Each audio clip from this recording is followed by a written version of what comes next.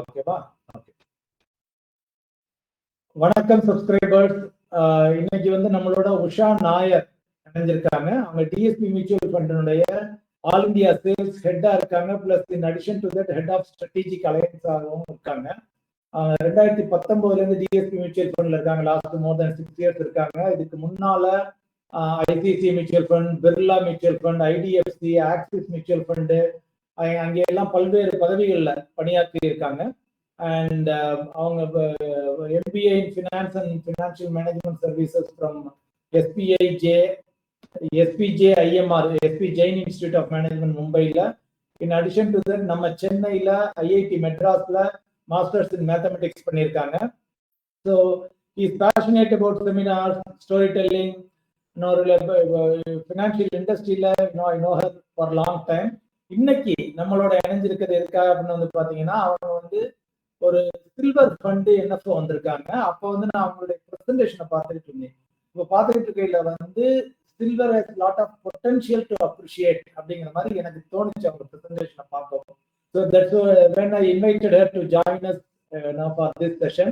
நம்ம இது பண்றதுனால ப்ராபபிலி இப்போ மக்கள் வந்து உலகம் பூரா ஈக்விட்டி ஏறுது இறங்குது, பாண்டு ஏறுது இறங்குது அப்படிங்கையில வந்து ஓகே கோல்டு சில்வர் ஏறிக்கிட்டே இருக்கு. ஸோ மக்களுக்கு எந்த அளவுல ஓரளவு யூஸ்ஃபுல்லா இருக்கும் அப்படிங்கிறதுக்காக தான். வணக்கம் உஷா மேடம். வணக்கம்.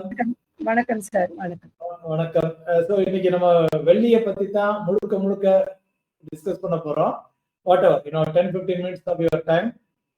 ஸோ இப்போ டிஎஸ்பி மியூச்சுவல் ஃபண்ட் வந்து நீங்க ஏற்கனவே சில்வர் ETF வச்சிருக்கீங்க இல்லையா? if I'm right. வச்சிருக்கீங்க. ஸோ இப்போ அதுல வந்து ஃபண்ட் ஆஃப் ஃபண்ட் கொண்டு வரீங்க. சில்வர் ஃபண்டு என்னப்போ வெளிவந்திருக்கு, ஆல்ரெடி ஆன்கோயிங். இப்போ வெள்ளியின் விலை வந்து வெள்ளியினுடைய விலை, சில்வருடைய விலை வந்து ஏறி இருக்குது. இன்னும் ஏறுறதுக்கு வாய்ப்பு இருக்குதா? So thank you sir. இந்த மாதிரி ஒரு அவசரம் எனக்கு கொடுத்ததுக்கு ரொம்ப சந்தோஷமா இருக்கு. தமிழ்ல பேச முடியறது அதே எனக்கு பெரிய சந்தோஷம். Because it was the first language நான் படிச்சது other than my mother tongue. அதனால எப்போ எனக்கு அந்த மாதிரி ஒரு அவசரம் கிடைச்சாலும் I am extremely thrilled to communicate in Tamil to all your investors. So yes sir, already எங்க கிட்ட ETF இருக்கு. ஆனா ETFல இன்வெஸ்ட் பண்றதுக்கு நிறைய பேருக்கு கஷ்டம் இருக்கு. ஏன்னா ஒரு இது டிமேட் அக்கௌண்ட் வேணும், அப்புறம் பையிங் செல்லிங் நம்மளா பண்ணணும், அது கொஞ்சம் கஷ்டமா இருக்கும். மியூச்சுவல் ஃபண்ட் இன்வெஸ்டர்ஸ்க்கு நிறைய பேருக்கு கன்வீனியன்ஸ் என்னதுன்னா, ஒரு இண்டெக்ஸ் ஃபண்ட் மாதிரியோ இல்ல ஒரு ஃபண்ட் மாதிரி டைரக்டா டிஸ்ட்ரிபியூட்டர் மூலமா வாங்கினா அவங்க மியூச்சுவல் ஃபண்ட்ல இருந்து வாங்கலாம், மியூச்சுவல் ஃபண்டுக்கே விற்கலாம். அதுதான் மியூச்சுவல் ஃபண்டோட கான்செப்ட். அதனாலதான் நாங்க FOF ஃபண்ட் மாதிரி எடுத்துட்டு வராங்க. சோ இந்த ஃபண்ட் என்ன பண்ணுவோம்னா அந்த ETFல இன்வெஸ்ட் பண்ணுவாங்க. அப்ப இதுக்கு பேர் அதனாலதான் சில்வர் ETF ஃபண்ட் நாம சொல்லுவாங்க. நீங்க கேட்ட கேள்வி வந்து வெள்ளியோட விலை ஏறுமான்றது, எஸ் ஏறணும். ஏறதுக்கு இருக்கிற எல்லா காரணங்களும் இருக்கிறதுனாலதான் இப்ப வந்து நம்ம ஃபண்ட் லான்ச் பண்ணியிருக்காங்க. ஏன்னா நம்ம முதல் காலத்துல இருந்து எஸ்பெஷலி சவுத்துல நம்மளுக்கு கோல்டும் சில்வரும் சொர்ணமும் வெள்ளியும் நம்ம எல்லாரும் வாங்குறதும் இன்வெஸ்ட் பண்றதுக்காக யூஸ் பண்ற ஒரு கமாடிட்டி. அது நம்ம வெள்ளி பாத்திரம் வாங்குவாங்க, கல்யாணம் நடக்கும் போது அது கிஃப்டா கொடுப்பாங்க. சொர்ணம் வந்து எவ்ரிபடி நோஸ் கோல்டோட பிரைஸ் என்ன, கோல்டோட யூஸ் என்ன, நகையா வாங்குவாங்க அந்த மாதிரி. சோ இது ரெண்டும் வந்து வேல்யூ இருக்கு, அதுக்கு growth ரிட்டர்ன் கொடுக்கற மாதிரி இருக்கிற இன்வெஸ்ட்மெண்ட். அதுல வந்து கொஞ்சம் டெக்னிக்காலிட்டிஸ் இருக்கு. சில்வர் எப்ப நல்லா பண்ணுவாங்க, கோல்டு எப்ப நல்லா பண்ணுவாங்கன்னு. பட் ஒரே ஒரு லைன்ல நீங்க கேட்ட கேள்விக்கு எல்லாருக்கும் புரியற மாதிரி சொன்னா, இப்போ சில்வர் வாங்குறதுக்கு தகுதியான டைம் தான். அதனாலதான் நாங்க சில்வர் ஃபண்ட் எடுத்துட்டு வந்திருக்காங்க. ஓகே, கரெக்டான டைம் அப்படிங்கிறீங்க. சரி, அப்படிங்கிறதுல வந்து இன்வெஸ்டர்ஸ்க்கு வந்து அவங்க புரிஞ்சுக்கணும் ஏன் ஏறும் அப்படிங்கிறது. அதுக்கு சில காரணங்கள் என்ன, நீங்க என்ன ஃபீல் பண்றீங்க, எதுக்காக ஏறும்? ஓகே, சோ இதுக்கு காரணங்கள் நம்ம சொல்றதோம்னா, ஒரு சில்வர் ஆகட்டும் கோல்ட் ஆகட்டும், இதுதான் ரெண்டு ப்ரெஷியஸ் மெட்டல்ஸா நாம சொல்லுவாங்க. இதுக்கு வந்து விதவிதமான யூஸ் இருக்கு. மெயினா யூஸ் இருக்கு. நான் சில்வரை பத்தி சொல்றேன், கொஞ்சம் அதுல கோல்டும் வந்துடும். ஏன்னா ரெண்டுக்கும் கொஞ்சம் நம்ம சொல்லலாம், சிப்ளிங்ஸ்னு சொல்லலாம். சில்வரும் கோல்டும் வந்தது, பெரிய பிள்ளை செகண்ட் பிள்ளை அந்த மாதிரி வேணும்னா ஒரு எக்ஸாம்பிள் கொடுக்கற மாதிரியும் சொல்லலாம். ஆமா ஆமா. சில்வர் வந்து எப்பவுமே நல்லதா பண்றது, இல்ல கோல்டு கூட நல்லதா பண்றது எப்பாவது ஜியோ பொலிட்டிக்கல் இன்ஸ்டெபிலிட்டி, உலகத்துல எங்கேயாவது யுத்தம், வார், அந்த மாதிரி ஒரு பயம் இருந்தா, இல்ல வேற ஏதாவது ஒரு அன்சர்டனிட்டி இருந்தா, அந்த காலத்துல இருந்து நம்ம கோல்டையும் சில்வரையும் வாங்குறதா யோசிப்பாங்க. அதுக்கு ஏன் ரீசன்னா, ஸ்டாக் மார்க்கெட் மேல போகலாம், கீழே போகலாம், வேற ஏதாவது இன்வெஸ்ட்மெண்ட், இப்ப நம்மளுக்கு ஈவன் ரியல் எஸ்டேட் இன்வெஸ்ட்மெண்ட் இருந்தா, பெரியதா சென்னையில எல்லாம் நம்மளுக்கு தெரியும், அந்த மாதிரி ஃபிளட்ஸ் எல்லாம் வந்தப்போ அந்த வேல்யூ கொஞ்சம் இடிஞ்சிடும். அந்த இல்ல வேற ஃபேக்டர்ஸ் இருக்கும்.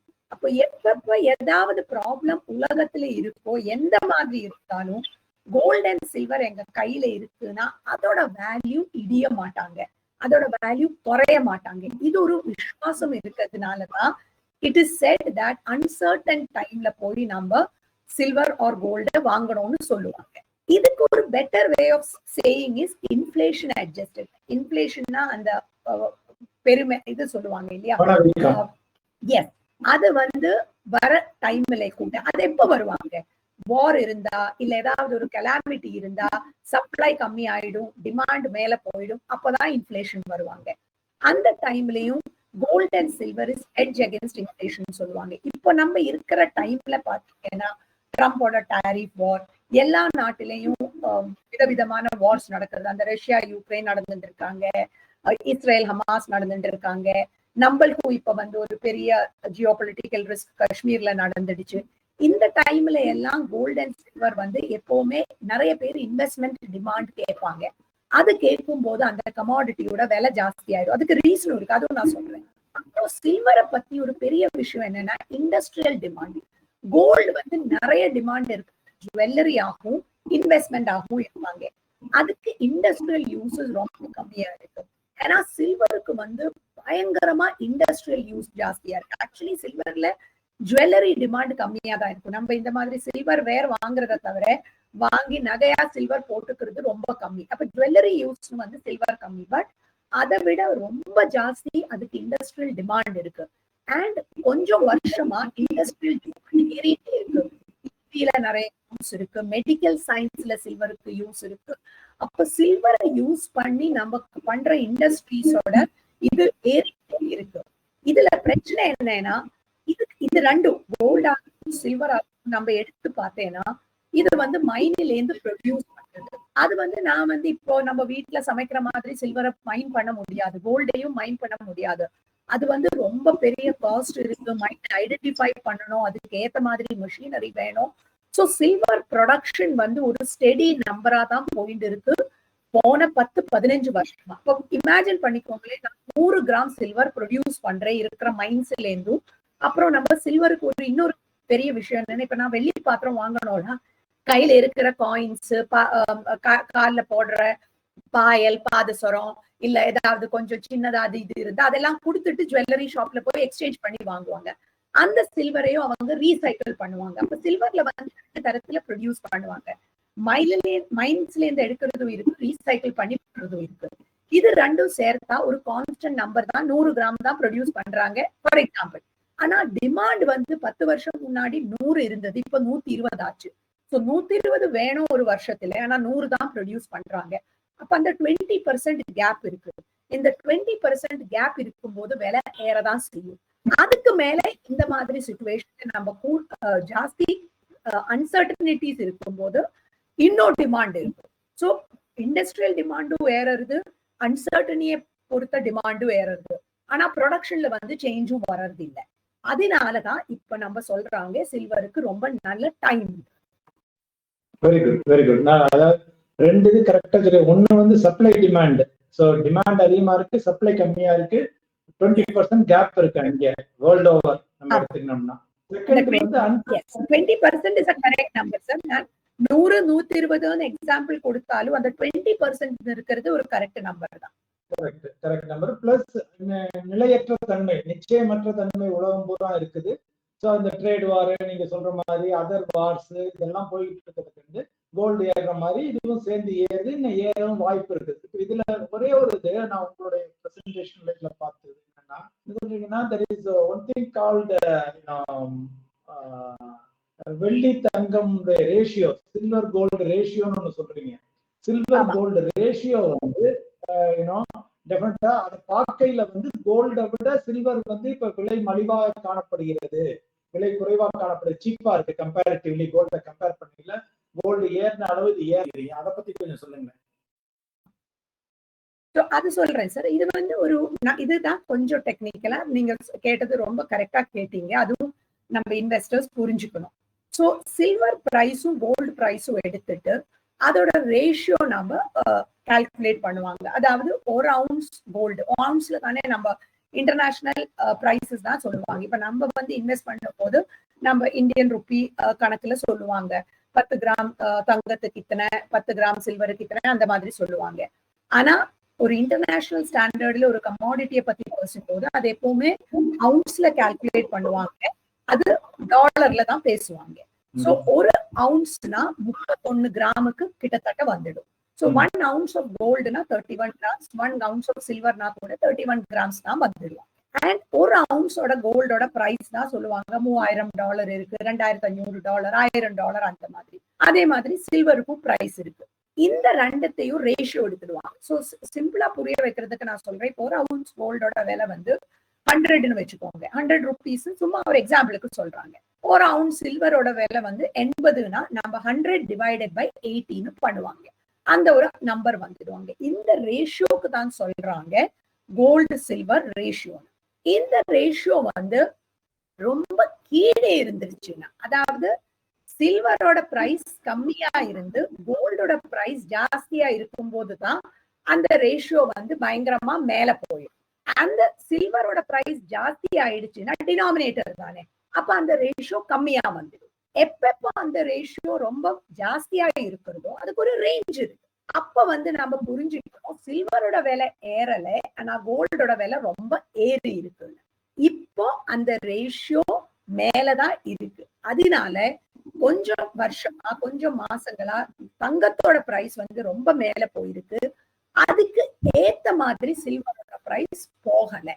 அதனால இப்ப வந்து சில்வர் வாங்க, ஏன்னா அந்த ரேஷியோ வந்து ஒரு ஸ்டாண்டர்ட் நம்பர் இருக்கு. நம்ம எப்பவுமே இன்வெஸ்ட்மெண்ட்ல சொல்லுவாங்க லாங் டேர்ம் ஆவரேஜ், அதாவது ஒரு 100 ஆவரேஜ் வரணும்னா 70 இருக்கும் போது எனக்கு தெரியும் 100ல வந்துடும், 150 இருந்தா கூட எனக்கு புரிஞ்சிடும் அது 100க்கு வந்துடும். அப்ப இந்த ரேஷியோ வந்து ரொம்ப ஜாஸ்தியா இருந்து ஒரு லாங் டேர்ம் ஆவரேஜ் 50 இருந்து ரேஷியோ 70 இருக்கும் போது நான் என்ன சொல்லுவாங்க, கோல்டோட பிரைஸ் ரொம்ப மேல போயிருக்கு, அதனாலதான் அது ரேஷியோ 70ல நிக்கிறது, அது கொஞ்சம் கீழே வந்துடும், இல்ல சில்வர் மேல ஏறணும், அப்பதான் அந்த ரேஷியோ 50க்கு அடுத்த மாதிரி வந்துடுவாங்க. அதுதான் இப்ப நடக்கிறது. அதனால இந்த ட்ரேட் வார் அந்த மாதிரி ரீசன்ஸும் சில்வருக்கு ஒரு பூஸ்ட் கொடுக்கறாங்க, ரேஷியோவும் காட்டுறாங்க சில்வருக்கு பூஸ்ட் வரணும். இந்த 2-3 ஃபேக்டர்ஸ் வச்சு டிமாண்ட், ஆனா சப்ளையும் இல்லை. அப்ப எல்லாம் சேர்த்து நம்ம படிச்சேன்னா சில்வருக்கு கரெக்ட் டைம் தான் இதுன்னு எங்களுக்கு ஏதோ தோணுது. Very good, very good.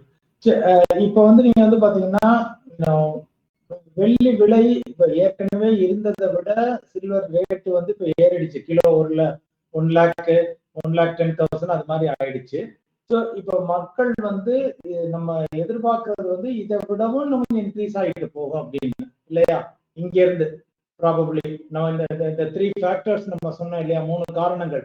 ஒன்னு சப்ளை டிமாண்ட் லோவா இருக்கு, கோல்டு சில்வர் ரேஷியோ ஹையா இருக்குது, so other than that uncertainty இருக்குது, நிச்சயமற்ற தன்மை. இது 3 காமிக்கிறது. இப்ப இங்க 1 கிலோ 1,00,000 2,10,000 இருந்தாலும் இங்க இருந்து இன்னும் அதிகம் ஏறுவதற்கான வாய்ப்புகள் இருக்கு. Probability is there, higher probability. Yes sir. Yes, okay. Absolutely correct sir. Higher probability favoring silver is there என்றுதா நாம சொல்றோம். Correct. Okay, okay. So இப்ப இந்தியாவுல சில்வர் ப்ரொடியூஸ் பண்றோமா, இந்தியாவுல வெள்ளி உற்பத்தி ஆகுதா? சார் அது ரொம்ப கரெக்ட் क्वेश्चन தான். நம்ம தெரிஞ்சுக்கணும், ஏன்னா as a consumer நம்ம இதெல்லாம் கன்சியூம் பண்றாங்க, ஆனா நம்ம ப்ரொடியூஸ் பண்றது கிடையாது. வேர்ல்டுல எடுத்தேன்னா இந்தியா வந்து 10th or 11th silver producing nation தான் இருக்கு. டாப் 10 நேஷன்ஸ்ல மேபி 10th இல்லைன்னா 11th பொசிஷன், அது மாதிரி மேல கீழே போயிட்டு இருக்கு. பட் நம்ம என்ன தெரிஞ்சுக்கணும்னா வேர்ல்டோட 100 கிராம் சில்வர் ப்ரொடியூஸ் பண்றதுல நாம வந்து 2 to 3% தான் ப்ரொடியூஸ் பண்றாங்க. மெக்சிகோ, சைனா, பெரு இந்த மாதிரி கண்ட்ரிஸ் தான் ரொம்ப ஜாஸ்தி சில்வர் ப்ரொடியூஸ் பண்றாங்க. India produces of the world production between 2 to 3% of the silver. நம்ம ரொம்ப பெரிய சில்வர் ப்ரொடியூசிங் கண்ட்ரி கிடையாது. அதுக்கு நான் ஒரு எக்ஸாம்பிள் கொடுக்குறேன். சம்வேர் 5600 ஒரு யூனிட்ல மெக்சிகோ ப்ரொடியூஸ் பண்றதா இருந்தா நாம வந்து 600 தான் ப்ரொடியூஸ் பண்றாங்க. அதாவது நம்பர் 1 கண்ட்ரி ப்ரொடியூஸ் பண்றதோட ஒரு 1/10 தான் நம்ம ப்ரொடியூஸ் பண்றோம். But the good thing is கோல்டுக்கு வந்து இந்தியால ப்ரொடக்ஷனே இல்ல, சில்வருக்கு இருக்கு. கம்பெனிஸ் லைக் ஹிந்துஸ்தான் ஜிங்க் அவங்க பை ப்ராடக்ட்டா they are producing. Good. Because of the industrial this thing. Yes. Yeah, good. You have shared some good information. இப்போ next question வந்து இப்போ NFO ஆல்ரெடி உங்களோட இது ஓபன் ஆகி இருக்கு, எப்போ வந்து க்ளோஸ் ஆகுது? இது வந்து we started on 25th of April and closing on 9th of May. So இன்னையில இருந்து பார்த்தேன்னா இன்னும் we have 3-4 days for people to invest. Okay. And minimum investment இதுல ஏதாவது இருக்கா? minimum 5,000 rupees like any other NFO. 5,000 rupees. Okay.